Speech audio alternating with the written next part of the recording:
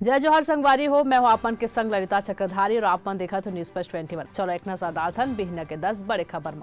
रायपुर वासी मन ला पेयजल संकट ले मिलिस राहत। आज बिहनिया ले बहाल हुई इस पानी की आपूर्ति। बदले गई छत्तीसगढ़ खुफिया विभाग के चीफ आईपीएस अमित कुमार ला मिली जिम्मेदारी। आनंद छाबड़ा करेंगे इस कार्य मुक्त।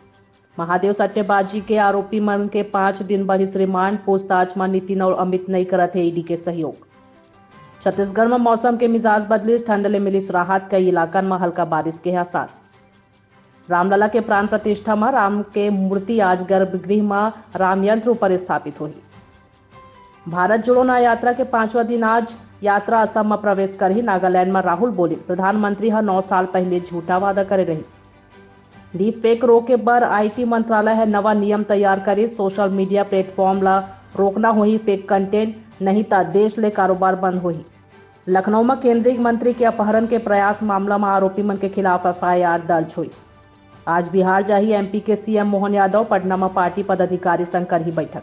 संसद सुरक्षा चूक मामला में आरोपी मन के जमानत ऊपर सुनवाई आज हुई। ऐसा नहीं जम्मो खबर पर हमारे चैनल ला लाइक और सब्सक्राइब कर बजन बोलू। तमाम अपडेट पर बने रहो न्यूज फर्स्ट 21 में। आप मन के हक की बात।